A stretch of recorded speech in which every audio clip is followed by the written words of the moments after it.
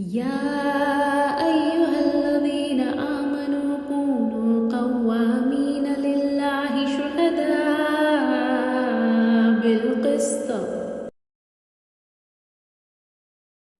तो शुरू करते हैं आज के सोशल साइंस हलका से। आज हम बॉडी इमेज इश्यूज और सेल्फ एस्टीम पे बात करेंगे। और उसके लिए हमारे साथ हैं मिस नोही राही, जो कि एक काउंसलिंग साइकोलॉजिस्ट हैं। उन्होंने अपना मास्टर्स क्लिनिकल साइकोलॉजी और ऑर्गेनाइजेशनल बिहेवियर में करा हुआ है, और उन्होंने अपना बैचलर्स साइकोलॉजी में किया है, जिसके लिए उनको अलीगढ़ मुस्लिम यूनिवर्सिटी से ऑल राउंड अचीवमेंट अवार्ड मिला हुआ है। वो specialized PG diploma in guidance and counselling भी उन्होंने भी हासिल किया हुआ है। और इन्होंने she is the founder of sit with Rahi, जो कि एक वर्चुअल काउंसलिंग प्रैक्टिस है। ये एक सर्टिफाइड इमोशनल इंटेलिजेंस कोच और एएसएससी के साथ सीनियर रिसर्च एनालिस्ट और माइंड इंफिनिटी के साथ counselling psychologist and career counsellor भी हैं। आज हम बात करेंगे navigating body shaming and self confidence के बारे में कि हम ये दो ऐसी चीज़ें हैं जो मैंने बहुत फ्रीक्वेंटली नोटिस करी है मेरी प्रैक्टिस में आते हुए, और ज़्यादातर इसमें जो हैं कि हमारी फीमेल पॉपुलेशन, हमारी महिलाएं ज़्यादा इससे अफेक्टेड हैं एज अगर हम कंपेयर करें हमारी मेल काउंटर पार्ट से। तो दिस इज द टॉपिक जिसके बारे में आज हम बात करेंगे। पर इससे पहले कि हम वहाँ पहुंचे कि हम बॉडी शेमिंग की बात करें या हम सेल्फ कॉन्फिडेंस की बात करें, बहुत बहुत जरूरी है कि हमें पता होना चाहिए कि हेल्दी होना क्या होता है। ये टर्म सब आजकल बहुत ज्यादा यूज करते हैं ना, कि फिट रहो, हेल्दी रहो और अपनी हेल्थ का ध्यान दो और ये सारी चीजें अलोंग द लाइन। तो डब्ल्यूएचओ ने तो एक डेफिनेशन दी है। पहले इन्होंने जब शुरू करा था डब्ल्यूएचओ ने, तो इन लोगों ने, जो भी उस टाइम पे साहब थे, उन्होंने बोला कि भाई सिर्फ फिजिकल हेल्थ जो होती है वो हमें ध्यान देना है तो आदमी एकदम फिट रहेगा। फिर इनको रियलाइज हुआ कि सिर्फ फिजिकल हेल्थ से तो कुछ हो नहीं पा रहा है, तो मेंटल हेल्थ का भी एक बहुत बड़ा रोल होता है कि हम अगर दिमागी रूप से स्टेबल नहीं है तो हमारी फिजिकल हेल्थ पे टोल मिलेगा। तो उन्होंने कहा चलो मेंटल हेल्थ इंक्लूड करते हैं। फिर इनको रियलाइज हुआ कि सिर्फ इससे भी फायदा नहीं है, हमारे आसपास चीजें कैसी हैं, हमारे लोगों से ताल्लुकात कैसे हैं, उससे भी हमारी जो हेल्थ है उस पे अफेक्ट पड़ रहा है कि हम फिट हैं कि हम अनफिट हैं, कि हमें बीमारियां हो रही हैं कि नहीं हो रही हैं। तो इन्होंने क्या करा, इन्होंने पूरी एक होलिस्टिक डेफिनेशन हमें प्रोवाइड करी, जिसका मतलब बहुत बहुत जो बहुत बहुत वाजिब है, बहुत महत्वपूर्ण है एंड बहुत सच है। अगर आप एक हेल्दी आदमी को देखें तो हम अंग्रेजी में बोलते हैं होलिस्टिक डेवलपमेंट, जिसका मतलब है कि पूरा डेवलपमेंट देखते हैं, जो कि फिजिकल हो यानी शारीरिक हो, मानसिक हो मेंटल, एंड सोशल हो यानी जो आपके रिश्ते हैं, जो सोसाइटी है जिसमें आप डे टू डे एक्टिविटी कर रहे हैं। इस और अगर किसी आदमी कोई आदमी या औरत, इंसान इन चीजों में फिट बैठ रहा है, सारी क्राइटेरियाज पूरे कर रहा है, तो वो एक हेल्दी आदमी कंसिडर करा जाता है। ये अब एक नेक्स्ट क्वेश्चन अराइज हो सकता है कि मेंटल हेल्थ और मेंटल इलनेस क्या अलग चीजें हैं या एक चीज है ना? आप लोगों ने सुना होगा लोगों को इंटरचेंजेबली, मतलब एक की जगह दूसरा वर्ड यूज करते हुए कि अरे मेंटल इलनेस है। इलनेस का मतलब हो गया पूरी पूरी बीमारी, और मेंटल हेल्थ हो गया कि आप अपनी हेल्थ की बात कर रहे हैं, राइट? वैसे ही इतने ज्यादा स्टीरियोटाइप एंड टैबू है दोनों चीजों के आसपास के अरे नहीं नहीं, मतलब ये तो पागल होगा। मैंने ये औरतों में ज्यादा देखा है। हमारी बेटी के बारे में हम लोगों को नहीं बता सकते कि इसको कोई मेंटल इलनेस का इशू है, क्योंकि फिर शादी होने में दिक्कत होगी। ना सिर्फ मेंटल हेल्थ, फिजिकल हेल्थ में भी, कि कोई ऐसी बड़ी बीमारी है, नहीं नहीं बात मत करो इस बारे में, ज्यादा एकदम हश हश करके रखनी है ये बात, क्योंकि फिर शादी होने में दिक्कत होगी। और अनफॉर्चुनेटली मैंने ये नोटिस करा है कि ये सच में होता भी है फिर। मतलब अगर हम पूरा एज ए सोसाइटी देखें, सबके पास बच्चे हैं और सबके पास बेटियां हैं, पर अपनी बेटी की कमी में आप डॉक्टर को दिखाएंगे, पर अगर सामने की बेटी, कमी भी नहीं, मतलब problem, I am sorry, I change the word that I am using, इसको हम कमी नहीं बोल सकते, बट कोई इशू जो आपकी बेटी डील कर रही है उसमें आप डॉक्टर या मेंटल हेल्थ प्रोफेशनल के पास जाके कंसल्ट करेंगे। बट अगर आपकी बहू वही इशू से डील कर रही है, तो फिर आपको लगेगा अरे इसके माँ बाप ने हमें बताया नहीं कि ये दिक्कतें थी। तो ये वाली चीज एक थोड़ा सा प्रॉब्लमैटिक है जो अभी भी हमारी सोसाइटी में है। खैर, वापस आते हुए, मेंटल हेल्थ जो है वो इस चीज की बातें हैं, जैसे कि सेल्फ केयर। सेल्फ कॉन्फिडेंस जो हम बात करने वाले हैं, जो बॉडी शेमिंग है, ये सारी चीजें जो है वो मेंटल हेल्थ के अरीना के अंडर आती हैं। मेंटल इलनेसेस क्या हो गई, ये प्रॉपर डिसऑर्डर्स और बीमारियां हो गए, जैसे कि डिप्रेशन, एंजाइटी, स्किज़ोफ्रेनिया, ऑटिज्म और सो ऑन एंड सो फोर्थ। ऐसी बहुत सारी मेंटल इलनेसेस हैं जो कि आपको डायग्नोस करानी पड़ेंगी, और उसके लिए हमारे पास आईसीडी और डीएसएम करके 2 मैनुअल्स होते हैं जो मेंटल हेल्थ प्रोफेशनल्स और मेडिकल प्रोफेशनल्स दोनों यूज करते हैं, जिनको फॉलो करके सिम्टम्स के बेसिस पे डायग्नोसिस होता है। ये चीजें जो है दोनों अलग अलग है, इससे ये पता चलता है। पर आप मेंटल हेल्थ के लिए जो है आप mental health professionals as well as coaches, आपने सुना होगा आजकल लाइफ कोच है या फिर मोटिवेशनल कोच है, इन लोगों के पास भी जा सकते हैं। वेरएज जब मेंटल इलनेसेस है तो आपको स्ट्रिक्टली मेंटल हेल्थ प्रोफेशनल के पास जाना पड़ेगा, चाहे वो काउंसलर हो, चाहे वो क्लिनिकल साइकोलॉजिस्ट हो, चाहे वो साइकाइट्रिस्ट हो। ये थोड़ा सा एक ऊपर ऊपर से ओवरव्यू है दोनों चीजों में डिफरेंस का। आप लोग प्लीज अपने क्वेश्चंस लिख सकते हैं और आप एंड में मुझसे पूछ सकते हैं। अब हम आते हैं हमारे आज के टॉपिक पे, जो है बॉडी शेमिंग। ये बॉडी शेमिंग क्या होता है? यहाँ पर मैंने बेसिक ऑक्सफोर्ड डिक्शनरी की डेफिनेशन लिखी हुई है, सिंपली बिकॉज यही डिफरेंस है कि हम मेंटल हेल्थ इश्यूज की जब बात करते हैं तो ये सोशल फिनोमेना थोड़ा ज्यादा होता है और हमें ये इंडिविजुअली अफेक्ट कर रहा होता है, और मेंटल इलनेसेस के लिए हम टेक्निकल टर्म्स यूज करेंगे जो कि डीएसएम की होगी, जिसके बारे में आज हम बात नहीं करेंगे। खैर, इन्होंने बोला है कि body shaming is the act और प्रैक्टिस ऑफ ह्यूमिलिएटिंग समवन। मतलब अगर आप किसी को नीचा दिखा रहे हैं बेस्ड ऑन उनका फिजिकल अपीयरेंस, उनकी शारीरिक कॉम्पोजिशन कैसा है जो बाहर दिख रहा है, आउटर अपीयरेंस के बेसिस पे, है ना, कि किसी का शेप कैसा है, साइज कैसा है, या कलर कैसा है स्किन का, बालों की लेंथ क्या है, चश्मा पहना हुआ है कि नहीं। मैंने चश्मा पहना है तो मुझे पता है कि ये भी एक जमाने में बहुत बड़ी प्रॉब्लम थी कि लड़की ने चश्मा पहना हुआ है तो ये दिक्कत होगी आगे चल के। एंड कोई बहुत पतला है, कोई बहुत मोटा है। बेसिकली जो क्रिटिसिज्म हम फेस करते हैं अपनी अपीयरेंस को लेकर के, उसे बॉडी शेमिंग बोला जाता है। ये क्रिटिसिज्म आउटवर्ड भी हो सकता है, यानी बाहरी हो सकता है, किसी बाहर वाले आदमी की तरफ से हमें बोला जा सकता है, और कभी कभी हम इसे इंटरनलाइज कर लेते हैं, मतलब हम इसे अंदरूनी भी कर लेते हैं कि हम खुद को ही क्रिटिसाइज करने लगते हैं, खुद को ही बुरा भला बोलने लगते हैं कि तुम तो ऐसे दिखती हो, तुम्हारा तो आगे कुछ नहीं होगा, तुम्हारी शक्ल ऐसी है, रंग सांवला है, और क्यों ही कोई तुम्हें प्यार करेगा, या क्यों ही तुम्हें वो जॉब मिलेगी। तो बॉडी शेमिंग जो है वो हमारे पर्सनल और प्रोफेशनल दोनों एरियाज में इक्वली अफेक्ट कर सकता है हमारे कॉन्फिडेंस को। ये तो चलिए आप समझ गए कि बॉडी शेमिंग क्या है। अब हम इसे आइडेंटिफाई कैसे करेंगे? तो यहाँ मुझे एक बहुत ही खूबसूरत इमेज मिली जो बहुत अच्छे से पोर्ट्रे कर पाता है कि बॉडी शेमिंग क्या है। ये मैंने गूगल से उठाई थी इमेज। पर एक बार जब मैं इनको बोलूंगी जोर से तो आप लोग सोचिएगा कि क्या आपने कभी अपने आप को ऐसा बोला है, या क्या किसी ने आपको ये बोला है जिसकी वजह से आपने अपने आप को ऐसे बोला है। यहाँ पे बहुत सारी औरतें खड़ी हैं, या हो सकता है कि ये मर्द भी हों, इन्होंने आइडेंटिफाई नहीं करा है स्पेसिफिकली। तो यहाँ पर एक बोल रहा है कि I wish I was skinny. तो कोई एक मोटी औरत है वो बोल रही है कि काश मैं थोड़ी पतली होती। एक औरत है वो बोल रही है कि यार मैं बहुत ही पतली हूँ। एक बोल रही है कि I have a big but. बोलते हैं ना कि बहुत सारी औरतें बोलती है कि ये तो बहुत चौड़ी है नीचे से, ठीक है, उसको लेकर के परेशानी। कोई बोल रहा है कि मैं बहुत मोटी हूँ।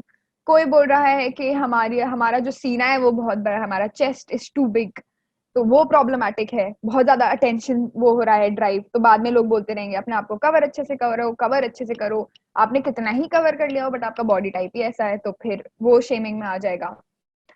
किसी को ये प्रॉब्लम है कि मैं बहुत छोटी हूँ हाइट में, बहुत से लोग बोलेंगे अरे ये इतनी नाटी है। नाटी is the word that we use, which is again ये आइडेंटिफाई करना पड़ेगा आपको कि अगर कोई ये बोल रहा है तो दैट इज वो चीज जायज नहीं है। या फिर कोई बोल रहा है कि मेरा पेट बाहर निकला हुआ है, मुझे बिल्कुल नहीं पसंद कि मेरा पेट बाहर निकला हुआ है, ये प्रॉब्लमैटिक है। कोई बोल रहा है कि मैं बहुत फ्लैट चेस्टेड हूँ, है ना, कि ये वाला सुना होगा आपने, अरे डंडी जैसी लड़कियां किसी को नहीं पसंद, एकदम ऊपर से नीचे तक एकदम सपाट हैं आप। ये क्योंकि मेरे क्लाइंट्स ने मुझे बताया है और ये मैंने भी सुना है अपनी जिंदगी में, तो I can relate to this. फिर ये वाली चीज कि I wish I look like her, मतलब अब आपका जो बॉडी टाइप है उसमें आप सैटिस्फाइड नहीं है, बिल्कुल भी सैटिस्फाइड नहीं है, और आपको लग रहा है कि जो सामने मेरी बैठी हुई औरत वो कितनी हसीन और खूबसूरत है, काश मैं उसके जैसी होती। या फिर थाइस को लेकर के बहुत इनसिक्योरिटीज होती हैं कि मेरे बहुत थाइस बहुत मोटे हैं। इस टाइम पे सेल्फ हार्म कर सकते हैं लोग अपने आप को। बहुत सारे लोग क्या करते हैं, उनके नाखून बड़े कर करके अपनी थाइस को स्क्रैच करते रहते हैं। तो उनको लगता है क्योंकि मेरी थाइस बहुत मोटी है, थाइस बहुत मोटी है, सबका अटेंशन वहां जाएगा। And lastly, I hate my body. तो इन सारी चीजों को लेकर के बहुत सारे लोग बोलते हैं कि मतलब मुझे बिल्कुल पसंद ही नहीं है, मैं जिस बॉडी में हूँ, मेरी सोल जिस बॉडी में है, ये बिल्कुल पसंद नहीं है मुझे। शीशे के सामने खड़ा होना नहीं पसंद, या एक्सेसिवली ज्यादा शीशे के सामने खड़े होके खामियां ही गिनते रहेंगे। बाल ऐसे हैं, आंखें ऐसी हैं, नाक बहुत बड़ी है, होठ बहुत छोटे हैं, रंग सांवला है, मुंह पे दाने हैं, मुंह पे दाने नहीं है, और फलाना ढिमकाना। एंड ये एक never ending train of thought होती है। तो 2 मिनट के लिए प्लीज आप कंसिडर करें कि क्या आपने कभी अपने साथ ऐसा करा है, या आपने कभी नोटिस करा है कि आपकी बहनें या आपके भाई या आपके दोस्त, रिश्तेदारों में, मम्मी में हो सकता है, आंटियों में हो सकता है, कि क्या वो इन सारी चीजों को लेकर के पिन पॉइंट करते हैं। ठीक है, रिमेम्बरिंग दिस आपको ये हेल्प करेगा आगे वाली चीजों में आइडेंटिफाई करने में, जो हम डिस्कस करेंगे। ठीक है, हमने आइडेंटिफाई करा थोड़ा बहुत कि बॉडी शेमिंग क्या होता है। अब बॉडी शेमिंग हमें पता चल गया क्या होता है थोड़ा बहुत, पर इसका इम्पैक्ट क्या होता है। यहाँ पर नीचे एक डोमिनो करके एक गेम होता है, जो इसमें नीचे जो इमेज है, मुझे पता नहीं आप लोग रिप्लाई कर सकते हैं कि नहीं, बट अगर ये जो ग्रीन ब्लॉक है जो हाथ में पकड़ा हुआ है इस इंसान ने, अगर ये गिरेगा तो क्या आगे के ब्लॉक्स गिरेंगे या वो खड़े रहेंगे? क्या कोई मुझे बता सकता है ये चीज? गिरेंगे गिरेंगे गिरेंगे, है ना, सारे ब्लॉक्स गिर जाएंगे। Perfect, very good. Impact of body shaming भी इसी तरीके का होता है। जब आप अपने बॉडी की एक चीज को क्रिटिसाइज करना शुरू करते हैं, वो वहां तक का सीमित नहीं रहता क्रिटिसिज्म। फिर आप अपने आप की बहुत सारी चीजें क्रिटिसाइज करने लग सकते हैं। जैसे कि आप शुरुआत ऐसे करेंगे कि मेरे बाल अच्छे नहीं है, या मैं दिखती अच्छी नहीं हूँ, और फिर वो होगा क्योंकि मैं दिखती अच्छी नहीं हूँ तो मैं लोगों को भी अच्छी नहीं दिखूंगी, तो मैं उनके सामने बात ही क्यों करूँ। क्या पता वो मुझे सीरियसली इसीलिए नहीं लेते क्योंकि मैं दिखती अच्छी नहीं हूँ। अगर सामने वाला मुझे सीरियसली नहीं लेगा तो फिर मेरी बात का फायदा ही क्या है, मेरे होने का फायदा ही क्या है, इससे अच्छा तो मैं ना ही होती। And so on and so forth. तो जब एक चीज जो है आपकी यहाँ पर, एक पीस जब गिरता है, तो वो एक रिपलिंग इफेक्ट हम बोलते हैं। जैसे पानी में अगर कोई पत्थर फेंकता है तो पानी का ऐसे सर्कल्स बनते हुए आगे चले जाते हैं, अगर आपने कभी ट्राई करा होगा या टीवी पे देखा होगा। सिमिलरली ये आपके सामने एक बहुत अच्छा विजुअल रिप्रेजेंटेशन है। जैसे ही एक डोमिनो ब्लॉक गिरेगा, हम एक बार क्रिटिसिज्म, अपना एक्सेसिव क्रिटिसिज्म शुरू करते हैं ड्यू टू बॉडी शेमिंग, तो वो रिपल करके हमारी जिंदगी के बाकी एरियाज को अफेक्ट करता है। यानी जितने भी हमारी लाइफ में चीजें हैं, उन सब पे उसका कुछ ना कुछ महत्व जो है वो पड़ता ही पड़ता है। हम ऐसे इंडिविजुअली बॉडी शेमिंग एग्जिस्ट नहीं करती हमारे दिमाग में। वहां पर ऐसे अलग अलग कंपार्टमेंट्स, बॉक्सेस, डब्बों की तरह नहीं है। वो थोड़े से आपस में ऐसे मिक्स्ड है, जैसे ऊन उलझ जाता है ना, फिर ऐसी चीजें हो सकती हैं आपके साथ। थोड़ा सा साइंटिफिकली रिसर्च की बात करते हैं, क्योंकि ऐसी ऊपरी ऊपरी बातों का फिर क्या फायदा अगर किसी ने रिसर्च करके देखा नहीं कि एक्चुअली में होता है कि नहीं, है ना। बहुत इंपॉर्टेंट है कि आप रिसर्च चेक करें। तो यहाँ पर मैंने 3-4 रिसर्चेस कोट करे हैं। एक जगह से मैं पढ़ रही थी, बहुत अच्छा आर्टिकल था, उसमें था। तो इन्होंने कहा है कि 47.5% ऑफ वुमेन, उन्होंने एक्सपीरियंस करा है बॉडी शेमिंग अपने स्कूल लेवल पे या वर्क प्लेस पे। तो ये बहुत बचपन से शुरू हो जाता है, ये हमें इससे पता चलता है इस रिसर्च से, और ये बहुत आगे चलकर उम्र में तब तक चलता है, यानी जब हम वर्क प्लेस में चले जाते हैं। बहुत सारे लोग अगर अपना प्रोफेशनल लाइफ में एक्सपीरियंस नहीं कर रहे होंगे तो पर्सनल लाइफ में कर रहे होंगे, मतलब शादी होने के बाद तक। फिर ये कह रहे हैं कि 91% ऑफ वुमेन जो है वो नाखुश हैं अपनी बॉडी से, अपने बदन से, और वो ऐसी चीजों के तरफ उनका रुझाव बढ़ जाता है, जैसे डाइटिंग, क्योंकि वो अचीव करना चाहते हैं अपना एक आइडियल, बोलते हैं ना, बॉडी टाइप, जो कि अगेन बहुत ही मिस इंटरप्रिटेड है, वो उसके बारे में हम आगे बात करेंगे। ये कह रहे हैं कि लेकिन अनफॉर्चुनेटली सिर्फ 5% जो है, लेकिन हमारी जो नेचुरल बायोलॉजी है हमारी, है ना, वो करते हैं वो बॉडी टाइप पोजेस जो कि आप मीडिया में देखते हैं। तो दैट मीन्स कि जो बाकी का प्रोपोर्शन है, हम सबकी बॉडीज की बायोलॉजी ही अलग है, तो बॉडी टाइप एक कैसा हो जाएगा, ये वाली चीज जो है वो हम कंसिडर नहीं करते हैं। फिर इन्होंने एक और सर्वे कंडक्ट करा। इन्होंने कहा कि 40% जो वुमेन है और उसमें 20% जो मैन है उन्होंने अग्री करा कॉस्मेटिक सर्जरी फ्यूचर में, क्योंकि उन्हें अच्छा नहीं लग रहा था कि वो कैसे दिख रहे हैं और वो अच्छा दिखना चाहते हैं। ये चीज बहुत कॉमन है। अगर आप कोई भी रियलिटी शो देखेंगे या आप टीवी एक्टर्स देखेंगे, ये बात की बात है कि जो वो करते हैं कि वो सही है कि नहीं है कि गलत है, वो उनका अपना इंडिविजुअल कमेंट है। पर हम इन चीजों में इंडल्ज इसलिए करते हैं क्योंकि हमें लगता है हमारी नाक बहुत छोटी है, बहुत चौड़ी है, बहुत पतली है, होठ बहुत पतले हैं, मोटे हैं, ये है फलाना ढिमकाना, so on and so forth. तो सोचिए इतने सारे आदमियों और औरतों ने कंसिडर करा है कि वो कॉस्मेटिक सर्जरी कराएंगे इन द फ्यूचर, जिसमें बहुत पैसा लगता है और भी बहुत सारी चीजें। अब इन्होंने क्या करा कि एक ऑनलाइन सर्वे कंडक्ट करा, ठीक है, जिसमें इन्होंने अडल्ट्स को लिया, टीनेजर्स को लिया एंड क्योंकि आपको देखना तो हमें हर तरीके से पड़ेगा, राइट, कि हमारी बॉडी इमेज का इशू कहाँ से शुरू होता है। और उसमें इन लोगों ने देखा कि जब कोई बॉडी शेम होता है तो उसका इम्पैक्ट क्या पड़ता है ना, उसका असर क्या है हमारे दिमागी कॉन्सेप्शन में या परसेप्शन में।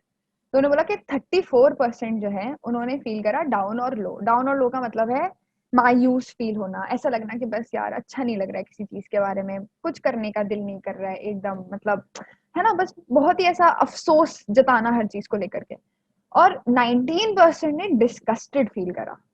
डिस्गस्ट जो है बहुत ही स्ट्रॉन्ग इमोशन है, जिसका मतलब है जैसे अगर हम एक इससे अच्छा एग्जाम्पल मुझे नहीं आ रहा है इस टाइम दिमाग में, तो मैं यही दूंगी, जैसे अगर हम कोई जगह पे अगर आपने सब्जियां या तो किसी ने काटी होंगी या घर पे जब कटती हैं, अगर आप वो सब्जियों को एक डब्बे में डस्टबिन में रखें बहुत टाइम तक और कोई उस डस्टबिन को बाहर ना फेंके तो वो सड़ने लग जाता है। तो जो इमोशन हमें तब फील होता है ना, कैसा फील होता है, एकदम डिस्गस्ट सा कि क्यों कोई फेंक नहीं रहा है बाहर, वैसा लोग अपनी बॉडीज के बारे में फील करने लगते हैं। तो इंटेंसिटी आप देखिए कि कितनी स्ट्रांग हो जाती है, राइट। फिर ये है कि 58% of college age girls feel pressurized to be a certain weight. Again कि हो सकता है कि हमें खुद से ना लगे बट एक्सटर्नली यानी बाहरी दुनिया से हमें इस तरीके के प्रेशर पॉइंट्स मिले, इस तरीके के सजेशंस मिले, रिकमेंडेशन मिले कि भाई ये जो तुम्हारी बॉडी टाइप है ये तो सही नहीं है, इसे तुम चेंज कर लो। या पड़ोस वाली जो आंटी होती हैं वो बोले अरे अरे बेगम आप अपनी बेटी को नहीं बोल रही हैं, देखिए इतनी मोटी होती जा रही है, शादी के बाद इसका क्या होगा। ये वाले जो कमेंट्स होते हैं ये अगेन बॉडी शेमिंग में आ जाते हैं, right. How does the act of body shaming occur. अब हमने काफी सारी चीजें बॉडी शेमिंग के बारे में हम थोड़ा बहुत समझ चुके हैं, तो हमें ये भी पता होना चाहिए कि हो कैसे रहा है एक्चुअली में, दुनिया में क्या हो रहा है एंड क्या दिक्कतें हैं, है ना। अब इसमें दो लोग हैं, एक तो बॉडी शेमर्स हो गए, जैसे यहाँ पर जो लेडी है वो ऐसे पॉइंट करके गंदा सा मुंह बनाई हुई है, और एक हो गया द पर्सन बीइंग शेम्ड जिसपे इम्पैक्ट पड़ रहा है, ठीक है। और ये जो है एक बहुत ही सर्कुलर सी है, जैसे हमारी अंगूठी होती है ना गोल, ये साइकिल है, ये भी गोल है उस तरीके का, आप समझिए। तो जो बॉडी शेमर है बाहर वाला, जैसे मैंने आपको अभी एग्जांपल दिया कि कोई आंटी जा रही है वो बोली अरे तुम इतनी मोटी हो गई हो, अरे बेटा तुम कुछ खाती नहीं हो, तुम तो कुछ दिनों में दिखनी नहीं वाली हो, तुम दिखोगी ही नहीं, तुम तो खत्म हो जाओगी, फलाना ढिमकाना। वैसे ही उसका जो वो बोल चुकी है, अब वहां से बॉडी शेमर से पॉइंट ए से ये कमेंट निकल के पॉइंट बी पे चला गया, यानी जो इंसान है जिस पर ये कमेंट्स हम कस रहे हैं या फिर ये जो बातें हम बोल रहे हैं उस पर जो इम्पैक्ट पड़ता है वो बहुत स्ट्रांग हो सकता है, क्योंकि यहाँ से ये शुरू होता है कि अच्छा मुझ में कहीं सच में तो कुछ गड़बड़ नहीं। हम हो सकता है कि उनके सामने अपनी खामी ना बताएं कि नहीं मतलब ये कोई खामी नहीं है, या फिर हम भी ऐसे कुछ बहुत सारे लोग ना हंसी मजाक में डाल देते हैं, बहुत सारे लोग गुस्से में डाल देते हैं, बहुत सारे लोग एकदम मायूस हो जाते हैं। पर हर आदमी अलग तरीके से रिएक्ट करता है, पर उसका इम्पैक्ट जो आपके ऊपर पड़ रहा है वो काफी हद तक सिमिलर रहता है, जो आपके सेल्फ कॉन्फिडेंस सेल्फ एस्टीम पे अफेक्ट करता है नेगेटिवली, मतलब काफी नेगेटिव इम्पैक्ट हो जाता है। कहाँ से बॉडी शेमिंग एक्सपीरियंसेस आते हैं, तो यहाँ पर मैंने कुछ पॉइंट्स नोट डाउन करे थे, मैं आपको एग्जांपल्स देती हूँ। पहले हम अपनी फैमिली की बात करेंगे, जहां से सबसे पहले शुरू होता है। घर में ज्यादातर दो तरीके के आपको कमेंट्स मिलेंगे कि या तो ये कुछ खाती नहीं है तो इसीलिए हड्डी हो गई है, या ये बहुत खाती है तो देखो एकदम फुटबॉल की तरह फूले जा रही है। दोनों कमेंट्स का एंड रिजल्ट होता है शादी कौन करेगा। अनफॉर्चुनेटली अगर आपको ये नहीं सुनने को मिला है तो बहुत ही बढ़िया चीज है, मतलब आपका हेल्दी डायनामिक है फैमिली का। और जरूरी नहीं है कि फैमिली मेंबर्स ये किसी क्रिटिसिज्म की नजर से बोल रहे हैं, उनको बस लगता ही है कि ये चीज गलत है और ये सही होने की जरूरत है, ठीक है। उनको बॉडी टाइप, हेल्थ, इन सब चीजों के मामले में ज्यादा कंसिडर नहीं करते। एंड इसीलिए हम लोग इन सब चीजों के बारे में जान रहे हैं, ताकि हम जो ये थोड़ी अनहेल्दी चेन ऑफ थॉट्स है वो ब्रेक कर सकें, ताकि हम आगे ये चीज कैरी फॉरवर्ड ना करें। दूसरा है मीडिया। मीडिया का तो खैर बहुत ही बड़ा रोल है। आप सबने देखा होगा फेयर एंड लवली कैंपेन्स आती हैं, बाहर की जो कंट्रीज है वहां पे टैनिंग कैंपेन्स आती हैं। वो लोग चाहते हैं कि वो भूरे हो जाएं, हम लोग चाहते हैं कि हम गोरे हो जाएं। दोनों लोग खुश नहीं है कि उनका स्किन टोन कैसा है। जो बात मेरे लिए समझना मुश्किल थी, अब जाके समझ में आई है। तो धीरे धीरे जब आप नोटिस करेंगे, आप देखेंगे कि हर कोई ही नाखुश है, और वो सिर्फ इसीलिए क्योंकि मीडिया पोर्ट्रे कर रहा है उस चीज को, क्योंकि काफी सारी इंडस्ट्रीज इस चीज पे थ्राइव कर रही है। मैं ये नहीं कहती कि मेकअप करना बुरा है या ये सारी चीजें। आप जो कर रहे हैं वो आपको खुद के लिए करना चाहिए, इसीलिए नहीं करना चाहिए क्योंकि सामने वाला कुछ बोल रहा है यहाँ पर। लेकिन सामने वाला बहुत कुछ बोल रहा है और हम उससे बहुत ज्यादा इन्फ्लुएंस होते हैं। तीसरी कैटेगरी है फ्रेंड्स एंड पियर्स, यानी जो हमारे साथ के लोग हैं, जो हमारे दोस्त हैं या हमारे ऑफिस में लोग हैं, या फिर जिन लोगों के साथ हम अपना वक्त गुजारते हैं। कभी कभी लोग हंसी मजाक में ऐसी चीजें बोल देते हैं जो बहुत बहुत ज्यादा हमें मायूस कर सकती हैं। जैसे कि मेरी क्लाइंट थी, उसने बोला कि मेरे को याद है कि स्कूल टाइम तक मुझे बिल्कुल बुरा नहीं लगता था, पर जब मैं कॉलेज में गई तो सब लोग बार बार यही बोलते थे, अरे तुम्हारी हाइट कितनी छोटी है, तुम कितनी क्यूट हो, तुम्हारी हाइट कितनी छोटी है, तुम कितनी क्यूट हो, तुम्हारी हाइट कितनी छोटी है, तुम कितनी क्यूट हो। उसने कहा मुझे क्यूट फील ही नहीं करना था, मुझे हाइट छोटी में क्यूट फील करना ही नहीं था, मैं तो चाह ही नहीं रही थी कि मैं छोटी हूँ। इसका क्या मतलब है? क्या इसका मतलब यह है कि मैं और कोई एडजेक्टिव के लायक नहीं हूँ, कि मुझे कोई ये नहीं बोलेगा कि तुम खूबसूरत हो, या कि तुम पढ़ाई में कितनी अच्छी हो, या कि तुम्हारे जॉब कितनी अच्छी मिलेगी? सिर्फ यही बोले जा रहे हैं कि तुम छोटी हो, तुम छोटी हो, तुम छोटी हो। ये सारी चीजें लोग बहुत बार अननोइंगली कर देते हैं, मजाक के उसमें कर देते हैं, पर still it is not okay. अगर आपको ये चीज चुभ रही है, प्लीज सामने वाले को आप बोल दीजिए कि इस तरीके का मजाक मुझे नहीं पसंद, ठीक है। हम इस बारे में बात करेंगे आगे चल के भी कि आप और ऐसे कैसे बोल सकते हैं। इसको हम बोलते हैं सेटिंग बाउंड्रीज, के बाउंड्रीज सेट करना बहुत इंपॉर्टेंट है। Social standards, right. मैं अगेन चाहूंगी कि आई एम नॉट श्योर कि कितना आप लोग रिस्पॉन्ड करेंगे इस चीज पे, पर आप लोग मुझे बताइए कि आपके सोशल सर्कल्स में, रिश्तेदारों में, शादियों में, या कॉलेज के ग्रुप्स में, क्या आपको कभी ऐसी कोई बॉडी शेमिंग कमेंट्स मिले जो अब आप रिकग्नाइज कर पा रहे हो कि यार उनको ना ऐसी सोशल गैदरिंग में ये नहीं बोलना चाहिए था? या सोशल स्टैंडर्ड लोग बोल देते हैं कि अरे ये तो एक बहुत ही जनरल चीज है, ये तो होना ही चाहिए एक लड़की में। क्या आप लोगों ने ऐसा कभी एक्सपीरियंस करा है अपनी लाइफ में?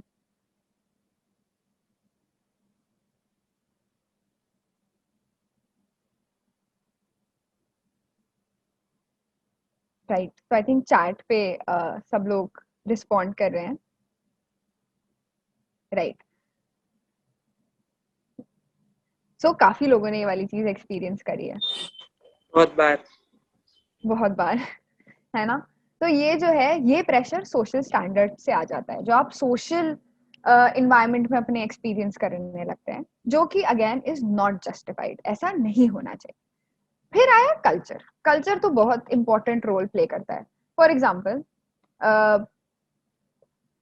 रिलीजन में अगर आप देखें, हमारे रिलीजन में स्पेसिफिकली इन इस्लाम, कहीं पे भी ये मेंशन ही नहीं है बॉडी टाइप वाली बात, कि एक पर्टिकुलर बॉडी टाइप होना चाहिए, चाहे औरत का चाहे मर्द का।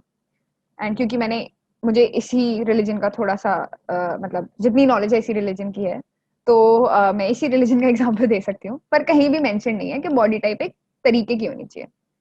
पर कल्चरली ऐसा कोई बाउंडेशन नहीं है। आप जहाँ रह रहे हैं, चाहे आप इंडिया में रह रहे हो, चाहे आप यूएस में रह रहे हो, आप यूरोप में रह रहे हो, आप साउथ अफ्रीका में रह रहे हो, वहाँ का जो कल्चरल स्टैंडर्ड है, लोग उसकी वजह से भी बॉडी टाइप पे बहुत बार ब्लेम करते हैं। मैं आपको एक बताती हूँ बात। चाइना में मैंने एक बार एक आर्टिकल पढ़ा। चाइना में एक विलेज है और वहां पे छोटे पैर, जितने छोटे पैर होंगे उतनी खूबसूरत औरत मानी जाती है। तो वहां पर वो लोग क्या करते हैं, जैसी बच्चा पैदा हो जाता है उसके पैर को तागे से बांध देते हैं और लकड़ी के जूते में फिट कर देते हैं, और वो ऐसा बहुत टाइम तक करते हैं। तो हमारी बोन को ना ग्रो करने का वो स्पेस ही नहीं देते, जो पैर की हमारी हड्डियां हैं उनको ग्रो करने की स्पेस नहीं देते। एंड जब वो औरतें 5 फुट की हो जाती हैं, उनके पैर इतने इतने से होते हैं, जितने छोटे हमारे यहाँ बच्चे पैदा होते हैं उनके होते हैं इतने इतने से पैर। बायोलॉजिकली ये बहुत बड़ी डिसएडवांटेज है, क्योंकि अगर उनको दौड़ना पड़ेगा तो वो दौड़ भी नहीं पाएंगी, क्योंकि वो अपना स्केलेटन ऊपर का सपोर्ट नहीं कर सकती। पर उस कल्चर में वो कंसिडर करा जाता है एज अ ब्यूटी स्टैंडर्ड कि जितने छोटे पैर उतनी खूबसूरत औरत। सिमिलरली हमारे कल्चर में भी बहुत सारी चीजें हैं। अगर लड़की गोरी होगी तो ज्यादा हसीन है, अनफॉर्चुनेटली ऐसा माना जाता है। नाक नक्शा खड़ा होना चाहिए, खड़े की कोई डेफिनेशन नहीं है, बहुत सब्जेक्टिव है, पता नहीं कितनी नाक खड़ी होनी चाहिए भाई, पर खैर ऐसा भी लोग बोलते हैं। देन उसके अलावा जो कल्चरल हम एक्सपीरियंस वो करते हैं, चश्मा नहीं लगा होना चाहिए, ये भी मैंने बहुत बार सुना है। मेरे तो खैर बहुत बड़ा लगा हुआ है, बट नहीं लगा होना चाहिए। फिर कल्चरली और भी बहुत सारी चीजें हैं, बोलने का एक तरीका होना चाहिए, पेट अंदर होना चाहिए, शादी से पहले मोटी नहीं होनी चाहिए, शादी के बाद मोटी होनी चाहिए, शादी के बाद पतली नहीं होनी चाहिए, और फलाना ढिमकाना, ये सारे जो हैं ये कल्चरल एक्सपेक्टेशंस हैं। ये it is not in your biology, आपका बायोलॉजिकल स्ट्रक्चर बहुत डिफरेंट है, और जो कल्चरली एक्सपेक्टेशंस हैं, उम्मीदें, एक्सपेक्टेशंस आर उम्मीद, राइट, जो लोगों ने उम्मीदें बांध रखी हैं वो बहुत अनरियलिस्टिक हो सकती हैं, और उससे बहुत बहुत स्ट्रॉन्ग बॉडी शेमिंग एक्सपीरियंसेस हम फेस करते हैं। Gender and sexuality, of course ये तो बहुत ही इंपॉर्टेंट है।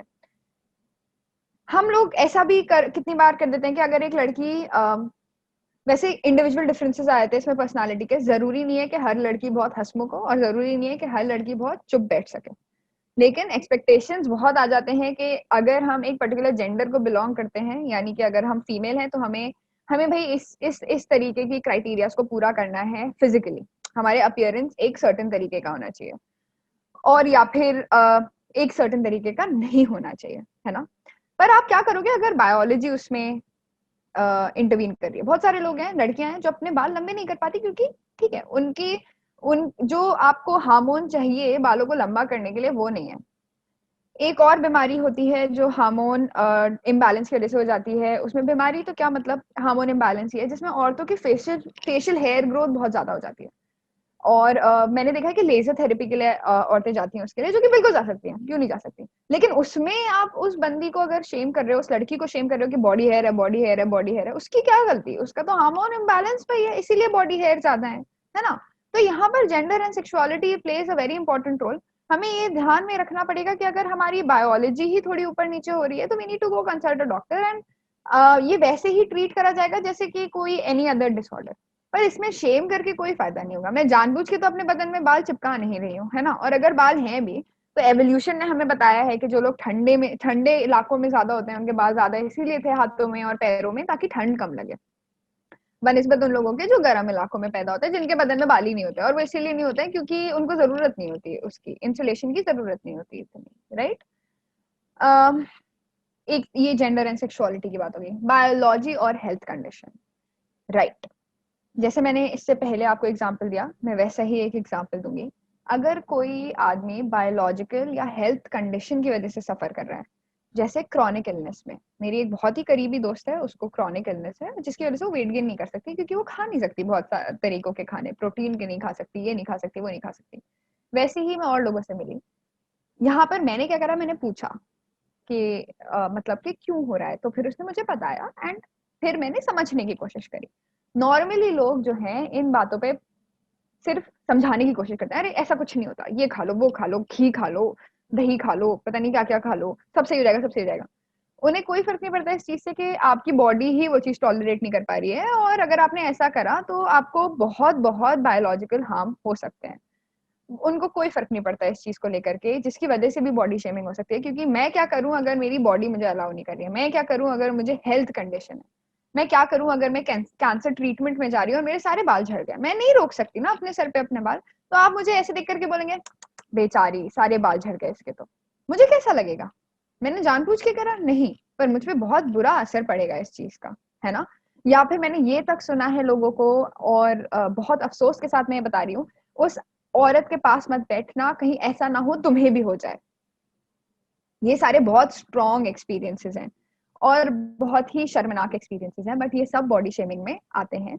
तो हमें, जो लोग यहाँ पर मौजूद हैं, जो लोग ये सुन रहे हैं, बहुत रिफ्रेन करने की जरूरत है, मतलब बहुत अपने आप को करेक्ट करने की जरूरत है कि हम ऐसा किसी और के साथ ना करें और अपने साथ भी ना करें।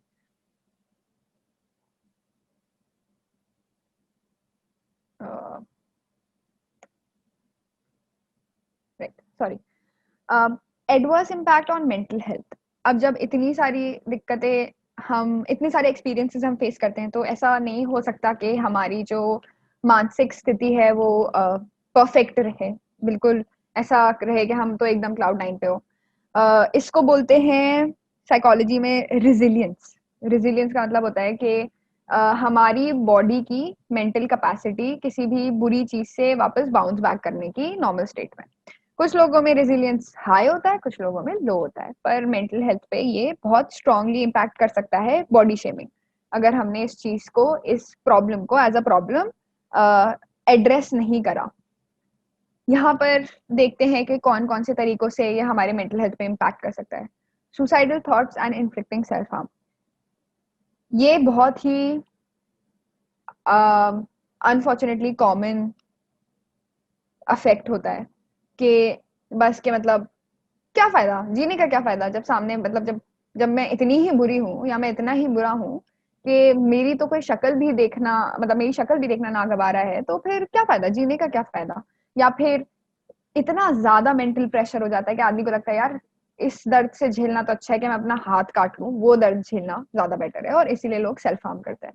सेल्फ हार्म आदमी इसलिए नहीं करता क्योंकि उसे किसी को दिखाना है, वो इसीलिए करता है क्योंकि उसके दिमाग का जो दर्द है वो इतना ज्यादा हो जाता है कि वो सोचता है अगर मैं फिजिकल पेन में हूँ तो ज्यादा बेहतर है, मेरी हड्डी टूट जाए तो ये ज्यादा बेहतर है, क्योंकि मैं अपना मेंटल पेन तो झेल ही नहीं पा रहा हूँ। Anxiety, anxiety is very very very common. Anxiety में क्या होगा कि आप यही सोचते रहेंगे या तो कि फ्यूचर में मेरे साथ क्या होगा, फ्यूचर में क्या होगा, फ्यूचर में क्या होगा, या फिर पास्ट में मेरे साथ ऐसा हुआ तो मैं क्या कर सकती थी तब, मैंने ऐसा क्यों नहीं करा, वैसा क्यों नहीं करा, या इसी वजह से मेरे साथ चीजें ऐसी हो रही हैं, और वो नेवर एंडिंग हो जाता है। एंग्जाइटी काफी काफी ज्यादा इनगल्फिंग हो सकती है। आपके दिन भर के जो दिनचर्या का काम होता है ना, डे टू डे टास्क जो होते हैं, वो बहुत बुरी तरीके से इससे अफेक्ट हो सकते हैं। आपका दिल कर सकता है मैं कुछ नहीं करना चाहता, मैं नहीं चाहती, या मैं घर से बाहर नहीं जाना चाहती, लोगों से बात नहीं करना चाहती, मैं खुद पे भी काम नहीं करना चाहती, कुछ नहीं करना चाहती। पैनिक अटैक्स, पैनिक अटैक्स जो होते हैं वो कहीं भी आ सकता है। मतलब आप ऐसे ही बैठे होंगे और आप कॉफी पी रहे होंगे और सब अच्छा चल रहा होगा, पर अचानक से ऐसा लगेगा कि हार्ट अटैक आ रहा है। पैनिक अटैक जो है वो बहुत बारी एज हार्ट अटैक्स मैनिफेस्ट करते हैं, मतलब आपको फील होता है क्योंकि हार्ट पैल्पिटेशन बहुत तेज हो जाता है, तो लगता है कि बस अब तो जिंदगी खत्म हो जाएगी। When in reality panic attacks आपको फिजिकली हार्म नहीं कर सकते, पर वो इतने स्ट्रॉन्ग होते हैं कि वो बहुत पेनफुल हो सकते हैं। ट्रॉमा, ट्रॉमा के बारे में काफी बातें होती रहती हैं, पोस्ट ट्रोमैटिक स्ट्रेस डिसऑर्डर्स के बारे में काफी बातें होती रहती हैं, कोई ये एड्रेस नहीं करता लेकिन कि बॉडी शेमिंग की वजह से भी ट्रॉमा हो सकता है। आदमी एक ट्रोमैटिक ट्रिप पे जा सकता है, उसको बहुत ज्यादा ट्रोमैटिक एक्सपीरियंसेस हो सकते हैं कि मतलब वो अपने आप को बिल्कुल ही बंद कर लेगा सोसाइटी से, या फिर बहुत अनहेल्दी कोपिंग मैकेनिज्म्स में आ सकता है, या किसी चीज से इतना डर जाए कि नहीं मुझे तो शादी ही नहीं करनी। उन आंटी ने तो मुझसे बोला था मोटी लड़कियों को तो लड़के पसंद ही नहीं करते, क्या पता मैंने जब किसी से शादी करी वो तो मुझे छोड़ के ही चला जाएगा, कहे क्यों रहेगा मेरे साथ।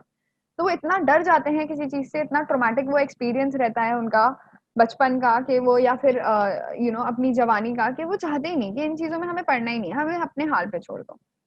डिप्रेशन, डिप्रेशन भी बहुत कॉमन है इस केस में।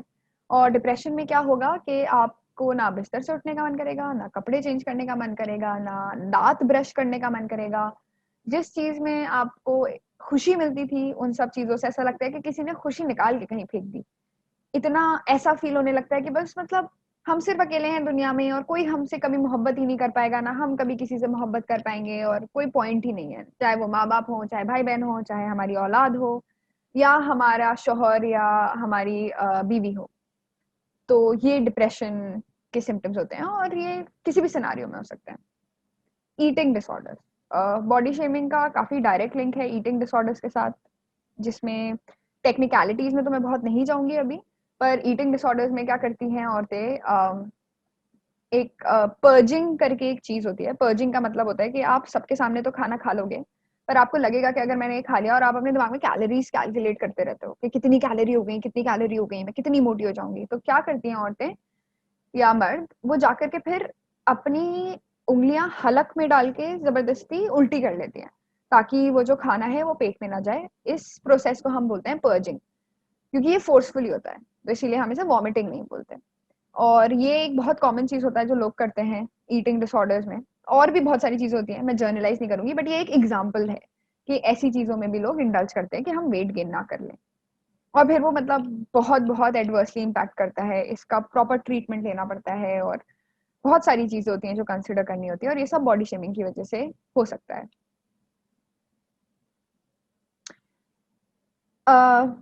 ये तो हमने बॉडी शेमिंग के बारे में बात करी। आई होप आप लोगों ने क्वेश्चंस लिखे होंगे। अब हम बात करेंगे कि सेल्फ कॉन्फिडेंस क्या है, क्योंकि आज हम सेल्फ कॉन्फिडेंस के बारे में भी बात करने वाले हैं। अगेन मैंने यहाँ पे मैरियम वेबस्टर की डेफिनेशन लिखी है, क्योंकि कहीं की तो डेफिनेशन हमें चाहिए, राइट। इन्होंने बोला है कि self confidence is the confidence जो हमारा अपने ऊपर होता है, हमारी कैपेबिलिटीज पे होता है, हमारी पावर पे होता है। यानी कि जो भी चीजें हम कर रहे हैं हमें भरोसा होता है कि हाँ हम कर लेंगे, ये वाली चीज हम कर लेंगे। जैसे अगर मैं अभी आपसे बोलूं कि जाकर के फ्रिज में से पानी की बोतल ले आओ, तो सब लोग बोलेंगे हाँ ठीक है ये हम कर लेंगे, हम जाकर के ले आएंगे। पर अगर किसी को ये कॉन्फिडेंट नहीं होगा, उसके दिमाग में ऐसे ख्याल आ सकते हैं, मैं पानी की बोतल लेने गई तो पक्का गिर जाएगी, या मुझे मिलेगी ही नहीं, या ऐसे करके बहुत सारी चीजें, या फिर अरे सोई ने मुझसे पानी की बोतल मांग ली, मैं तो पानी की बोतल पकड़ती हूँ तो मेरे हाथ कांपने लगते हैं, थिंग्स लाइक दैट। जो जिसका मतलब है कि आपकी जो सेल्फ कॉन्फिडेंस है वो काफी लो है। What is the impact of low self confidence? अब हम अगर सेल्फ कॉन्फिडेंस लो है तो ऑब्वियसली उसका भी इम्पैक्ट होगा। जैसे हाई सेल्फ कॉन्फिडेंस का इम्पैक्ट होता है, हाई सेल्फ कॉन्फिडेंस में अचीवमेंट ओरिएंटेशन आपका हो जाता है, गोल्स, मतलब कि मैं चाहती हूँ मुझे ये भी मिले वो भी मिले और मैं उसकी तरफ मेहनत करूंगी। लो सेल्फ कॉन्फिडेंस में लेकिन क्या होता है, और बेसिकली लो सेल्फ कॉन्फिडेंस किस किस वजहों से हो सकता है, राइट। इसमें एक तो जेनेटिक कंपोनेंट है। तो अगर आपकी फैमिली में पहले से ही काफी टाइम से लोगों में लो सेल्फ कॉन्फिडेंस होगा, या आपकी मम्मी को ऐसा लगेगा कि वो कुछ नहीं कर सकती, तो थोड़ा सा जीन्स जो है, जो हमारा डीएनए होता है, वो ये चीज कैरी फॉरवर्ड कर सकता है। तो हम में भी लो सेल्फ कॉन्फिडेंस जो है हो सकता है कि हमारे पेरेंट्स की वजह से है। इसका बहुत कम परसेंटेज है, बट पॉसिबिलिटी है जो हम इराडिकेट नहीं कर सकते। लेकिन हम डेफिनेटली इसको चेंज कर सकते हैं। अगर आप अभी you decide to change the cycle, तो अगर वो जीन्स हैं भी आप में, तो वो हो सकता है डोमिनेंट ना हो, मतलब कि वो बाहर ना निकले और आपका सेल्फ कॉन्फिडेंस उसकी वजह से इम्पैक्ट ही ना हो। अगर आपका जो इन्वायरमेंट है वो काफी अच्छा है, काफी ऐसा है जिसमें जो ग्रोथ प्रमोट करता है आपकी, तो वो वाली चीज जो है तब इम्पैक्ट नहीं करेगी। Cultural background, again low self esteem में भी कल्चरल बैकग्राउंड आएगा। कल्चरली कैसे होता है, जैसे कि आपके कल्चर में अगर ये है, ये भी अगेन जगह from place to place differ करता है। जैसे मैं जहाँ से हूँ पहाड़ों में बहुत इनकरेजिंग एनवायरनमेंट है कल्चरली लड़कियों की पढ़ाई को लेकर के, कि नहीं पढ़ाई तो करनी ही है, कोई ऑप्शन ही नहीं है, अच्छे स्कूल में भेजेंगे, अच्छे कॉलेजेस में भेजेंगे, पढ़ाई करो पढ़ाई करो पढ़ाई करो, वो सेम है। मैंने यूपी में थोड़ा नोटिस करा है कि लड़कियों के 12th के बाद पहला फोकस ये हो जाता है घर वालों का कि अब शादी करा देते हैं, शादी करा देते हैं, शादी करा देते हैं, बाद में अच्छे रिश्ते नहीं मिलेंगे, है ना। तो ये कल्चरल डिफरेंस होता है। तो अगर आप बच्चे को ये बोलोगे बार बार कि तुम पढ़ाई करके क्या करोगी, या तुम ये करके क्या करोगी, या फिर तुम शादी करके क्या करोगी, दोनों चीजों में हो सकता है। बहुत सारी लड़कियां ऐसी होती हैं जो फाइनेंशियली बहुत स्टेबल होती हैं, तो उनको आसपास वाले लोग कहते हैं पर शादी करके क्या करोगी, सही तो है कमा तो रही हो, और वो शादी करना चाहती हैं। उस टाइम पे आप अपने आप को सेल्फ डाउट करने लगते हो कि क्या ये सही कह रहे हैं, क्या मैं सिर्फ इसी चीज के लिए बनी हूँ, क्या मैं सिर्फ इसी चीज में अच्छी हूँ, क्या मैं दूसरी चीजें कर ही नहीं सकती अपनी जिंदगी में। तो ये कल्चरली इम्पैक्ट पड़ता है। चाइल्डहुड एक्सपीरियंसेस, बचपन में हमें लगता है कि बच्चों को कुछ समझ नहीं आ रहा है, और ये शायद बड़ों की सबसे बड़ी गलती है। बच्चे जो हैं वो एज यंग एज 24 मंथ, 24 महीने से रिकग्नाइज कर सकते हैं इमोशंस। तो आप जिस तरीके की चीजें उनके सामने कर रहे हैं वो सारी चीजें उन पे इम्पैक्ट दे रही हैं। तो अगर आपका बच्चा बोल रहा है आपसे, या अगर आपने कभी बोला होगा कि मुझे कपड़े पहन के ही बाहर जाना है, उस टाइम पे अगर आप ये बोल दोगे कि अरे क्या फर्क पड़ता है, इतना छोटा सा ही तो है, वो तुतला के ही बोल रहा है भले ही, बट आपको अपने बच्चे की बात सुननी पड़ेगी तब। क्योंकि अगर उसने एम्बैरेसमेंट उस एज पे बहुत ज्यादा एक्सपीरियंस कर लिया, और बच्चे एम्बैरेसमेंट रिकग्नाइज कर सकते हैं, रिसर्च ने ये चीज प्रूव करी है। फंक्शनलिस्ट थ्योरी है एक, अगर आप लोग बाद में जाके पढ़ना चाहें तो वहां पे आपको काफी क्लियर आइडिया मिलेगा कि कैसे बच्चे एज यंग एज 24 मंथ्स ये सारी चीजें रिकग्नाइज कर सकते हैं।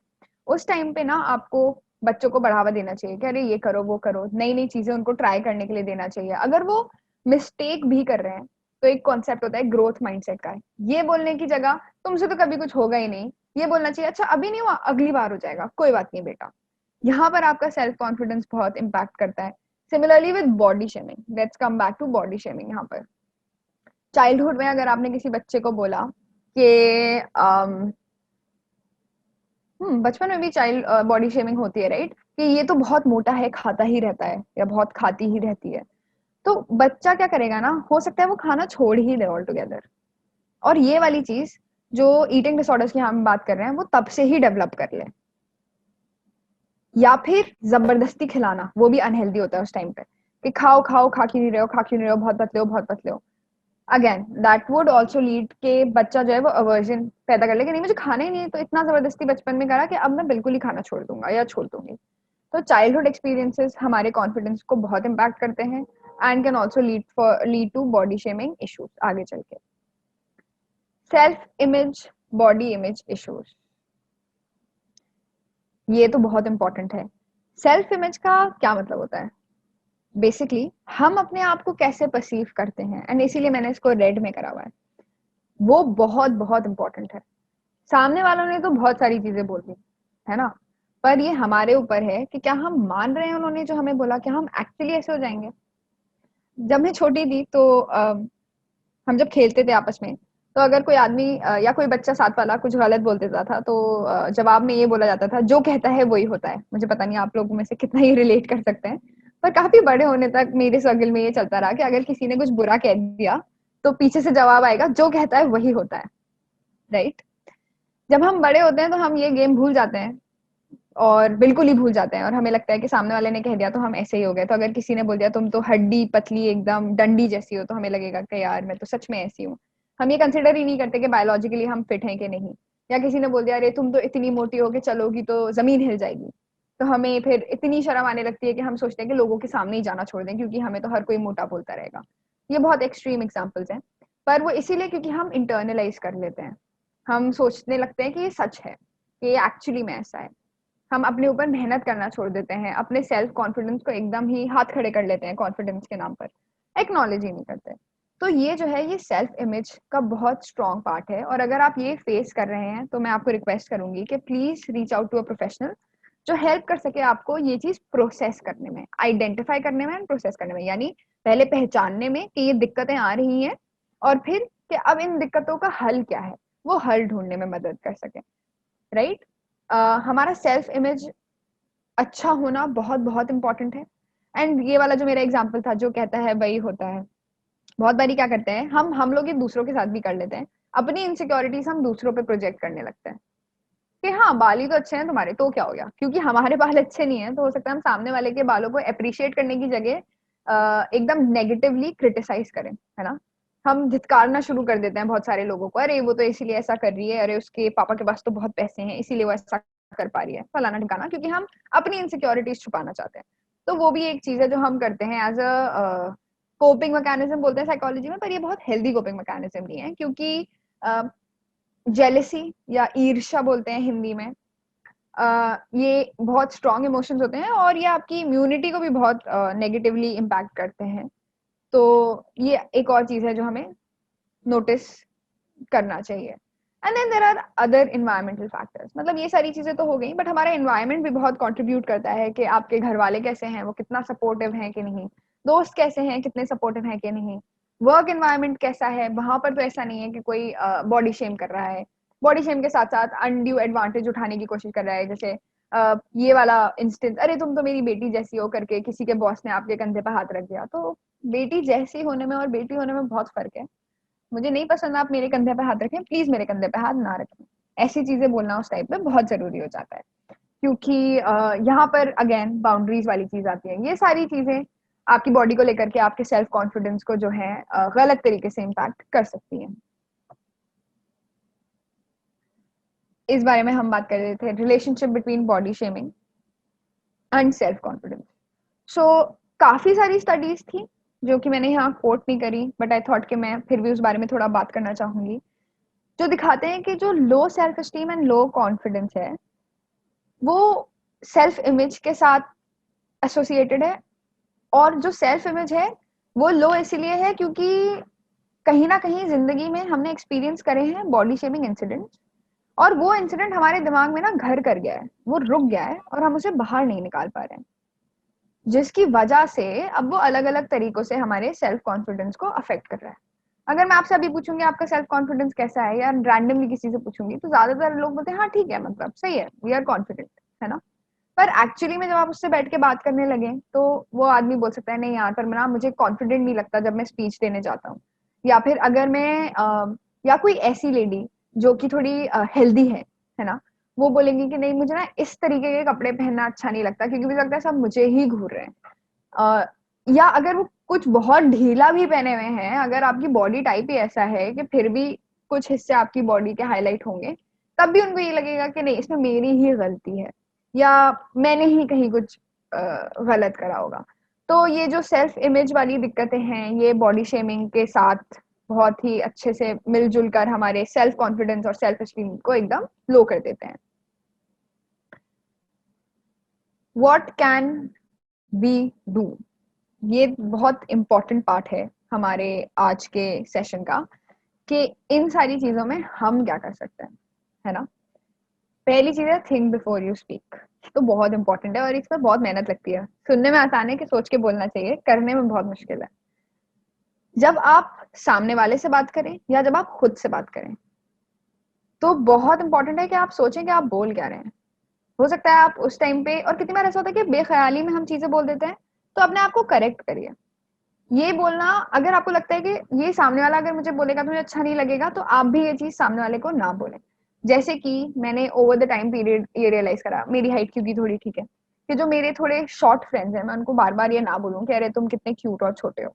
लेकिन ये मैंने एक्सपीरियंस से रियलाइज करा कि ये चीज ठीक नहीं है, सामने वाले को बुरा लग सकता है कि मैं बार बार उसकी ऐसी चीज पे कमेंट कर रही हूँ जैसे कि हाइट, जिसपे उसका कोई कंट्रोल नहीं है। सिमिलरली, मैं जब अपने आप से बात करती थी एक टाइम पे, मैं अपना एग्जांपल दूंगी, तो मैं जो हूँ, I am not very ideal body type, तो खैर बिल्कुल नहीं है।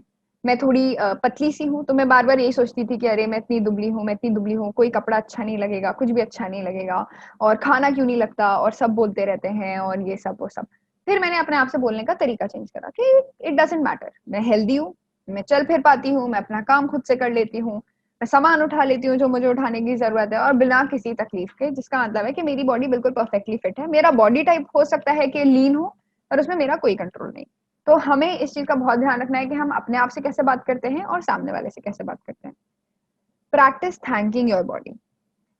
आप में से कितने लोग ऐसे हैं जो अपनी बॉडी की अच्छी चीजें काउंट करते हैं, या अपने आप की, जब सामने वाला कुछ बुरा बोलता है। ये बहुत बहुत अच्छा और हेल्दी कोपिंग मैकेनिज्म है जो मैं आपको बता रही हूँ। जब सामने वाला आपको बॉडी शेम करे, उस टाइम पे उसको जवाब देने की जरूरत नहीं है, पर अपने आप को आप बोलो हाँ ठीक है, मेरी बॉडी टाइप ऐसी है, पर तो क्या हो गया, मेरे दोनों हाथ चल रहे हैं, मैं चीजें लिख सकती हूँ, खा सकती हूँ, पी सकती हूँ, मेरे पैर बिल्कुल ठीक हैं, मैं जहां चाहे वहां जा सकती हूँ, मैं सामान उठा सकती हूँ। और अगर इन आंसर्स को देने में दिक्कत है तो, और अगर आपको मतलब जो नेक्स्ट क्वेश्चन है जिसपे हम जा रहे हैं, हेल्थ ओवर परफेक्शन, अगर हेल्थ इश्यूज हैं तो मैं बिल्कुल रेकमेंड करूंगी कि एक्सरसाइज आप अपने शेड्यूल में डालें। हेल्थ ओवर परफेक्शन मतलब वो आइडियल बॉडी टाइप के पीछे नहीं भागना है, पर हेल्दी बॉडी के पीछे एब्सोल्युटली भागना है। क्योंकि at the end of the day हमें हमारी इम्यूनिटी स्ट्रांग चाहिए, हमारी बॉडी को एक्सरसाइज इसीलिए भी चाहिए क्योंकि अगर आपको एंजाइटी, डिप्रेशन, इन सारी चीजों से दूर रहना है तो आपको बॉडी को अपनी मूव करते रहना पड़ेगा। अगर आपने बॉडी मूवमेंट रोक दिया तो बहुत चांसेस हैं कि आप किसी ना किसी मेंटल डिसऑर्डर की शिकार बन सकते हैं। खाना पीना अच्छा रखना है क्योंकि at the end of the day आपकी ही बॉडी है, आप अपना ध्यान नहीं रखेंगे तो कोई और तो नहीं ही रखेगा। अगर आपको लग रहा है कि आप बहुत अनहेल्दी डाइट में हैं, तो अपनी डाइट हेल्दी करिए। इसका मतलब यह है कि दिन में 3 टाइम आपको खाना ही है। इंटरमिटिंग फास्टिंग या फास्टिंग या मतलब नॉर्मल फास्टिंग में रमजानों की बात नहीं कर रही हूँ, बट इंटरमिटिंग फास्टिंग या फिर डाइटिंग, ये ऐसी सारी चीजें हैं जो बिना एक डाइटरी न्यूट्रिशन के कंसल्टेंट के बिना आप लोग बिल्कुल भी ना करें। क्योंकि डाइटिंग का आज सच कोई फायदा नहीं है। जरूरी नहीं है जो चीज आपकी दोस्त के लिए काम कर रही है वो आपके लिए भी काम करे। अगेन, बॉडी टाइप्स सबके बहुत अलग हैं। वो परफेक्ट बॉडी टाइप के पीछे भागने से ज्यादा हेल्दी बॉडी टाइप के पीछे अगर आप रहेंगे तो बहुत बहुत फायदा रहेगा। Keep a tab on your social media. हम सोशल मीडिया पे हर तरीके की चीजें देखते हैं, हर तरीके के लोगों को देखते हैं, है ना, हर तरीके के इंसान से मिलते हैं वहां पर।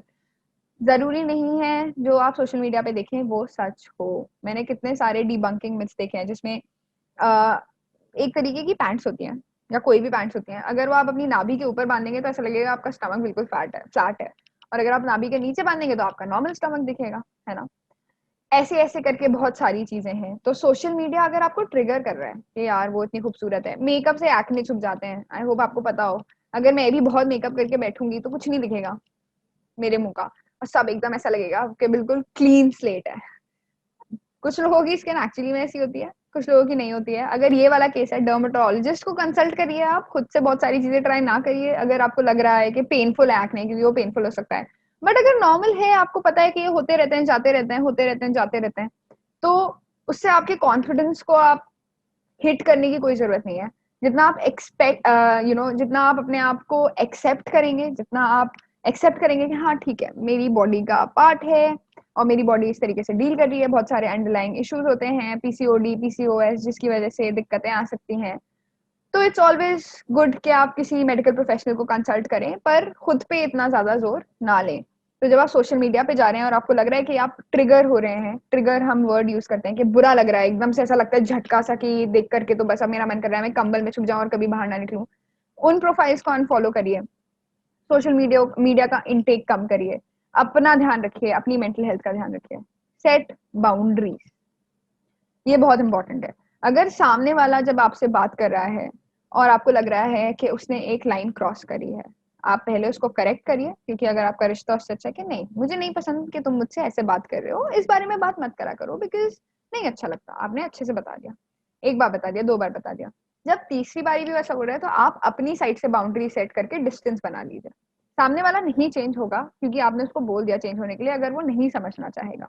ये बहुत इंपॉर्टेंट है रियलाइज करना कि जरूरी नहीं है जो आप समझाना चाहें वो सामने वाला समझ जाए। पर आप क्या कर सकते हैं, आप डेफिनेटली एक स्टेप बैक लेके उस आदमी या औरत से इंगेजमेंट कम कर सकते हैं, क्योंकि आपको अच्छा नहीं लग रहा है जब वो इस तरीके की बात कर रहे हैं।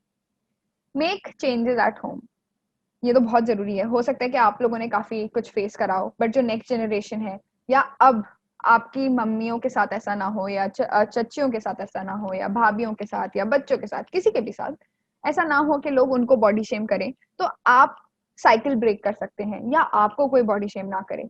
ब्रेक द साइकिल, है ना। आप बोलिए कि ठीक है ये नहीं चलेगा, ये सही चीज नहीं है, और इससे ये असर पड़ रहा है हमारे ऊपर, और हमें नहीं करना ये वाली चीज। तो आप घर से अगर शुरू करेंगे तो that is the best place to start, right. Reach out to a mental health professional, ये मैंने लास्ट पॉइंट रखा है, बट ये फर्स्ट पॉइंट भी हो सकता है, कोई सीक्वेंस नहीं है यहाँ पर।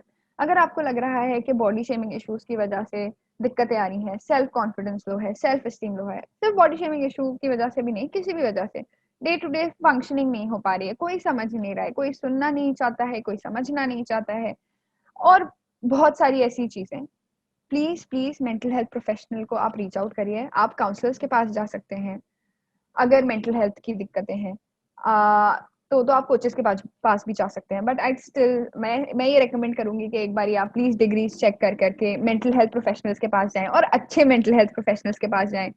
बहुत सारे मेंटल हेल्थ प्रोफेशनल्स ऐसे होते हैं जो आपकी हेल्प, मैंने जो सुना है कुछ शहरों का ऐसा है कि वो लोग और ज्यादा डिमोटिवेट कर देते हैं, तो पहले सेशन में आपको वो आइडिया हो जाएगा। अगर आपको पहले सेशन में लग रहा है कि ये मेंटल हेल्थ प्रोफेशनल मेरे लिए नहीं है, तो मायूस होने की जगह दूसरे प्रोफेशनल के पास आप जा सकते हैं। बट नॉर्मली सारे मेंटल हेल्थ प्रोफेशनल्स बहुत अच्छे से ट्रेंड होते हैं, वो आपकी मदद कर सकते हैं, और सही सही मदद कर सकते हैं, ताकि आपको हेल्प मिल सके when you are looking for it. Coming to a close, like I said, I think Sana ने इंट्रोड्यूस करा था, तो जैसे अगर आपको सेशंस की रिक्वायरमेंट है, या फिर अगर आप रीच आउट करना चाहते हैं, आपको लगता है कि बात करके हेल्प मिल सकती है, तो you can write an email to me here at sitwithrahi@gmail.com। मैं English, Hindi and Urdu 3 languages समझ सकती हूँ, और इंग्लिश हिंदी में अच्छे से बात कर सकती हूँ, तो you can absolutely reach out to me then. And thank you so much. Thank you for having me.